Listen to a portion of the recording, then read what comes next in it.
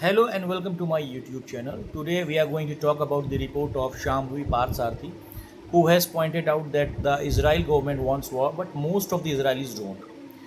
When Israel pushed through its contentious budget last month, Finance Minister Bezalel Smotrich said, "This is a war budget, and God willing, it will also be the victory budget."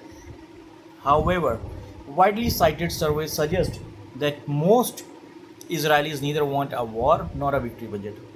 Surveys suggest Israelis are worried about the impact of war on the economy and want purposeful negotiation. The finance minister emphasis on war highlights the tension in West Aala. Since the attack on Israel by Hamas on October 7, 2023, Israel has launched more than 35,000 attacks in the region. These includes at least 18,000 attacks on Palestine and 16,000 attacks on Lebanon.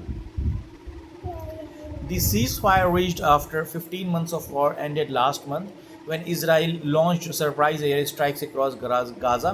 Over 15,000 people have been killed in Gaza since the ceasefire collapsed.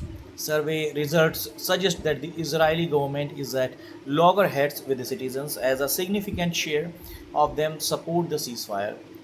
According to the survey, by the Israel Democracy Institute, an independent center of research and action, nearly 72% of Israelis said in February that the country should continue with the second stage of negotiation with Hamas.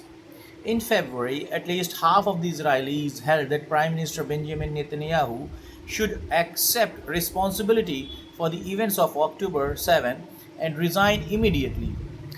Nearly 73% of the respondents said that he should at least accept responsibility.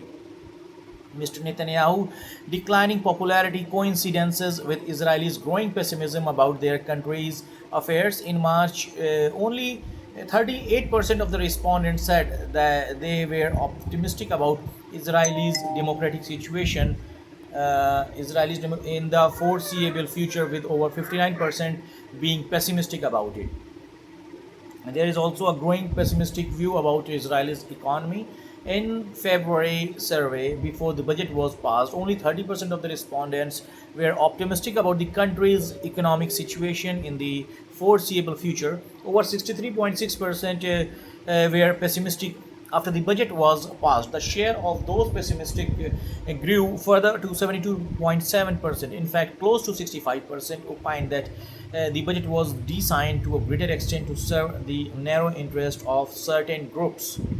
Amir Yaron, the governor of the Bank of Israel, also criticized the budget, saying it would not bring down debt levels enough to offset the spending caused by the war. Israel's fiscal deficit widened to 8.2% in 2024, its highest except for the pandemic year of 2020.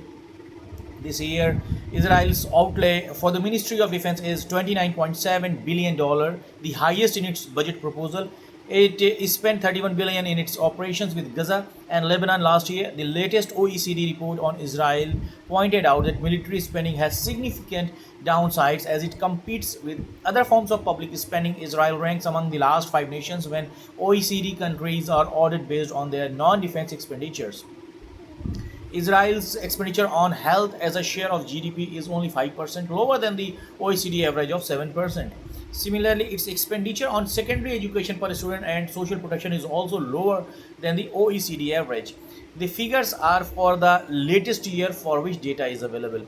Israel's resumption of attacks has also been condemned by countries including Saudi Arabia, Qatar, Iran, and Ireland, while the US administration remains an exception. Data by the Pew Research Center shows that more Americans have an unfavorable view of Israel now compared to 2022.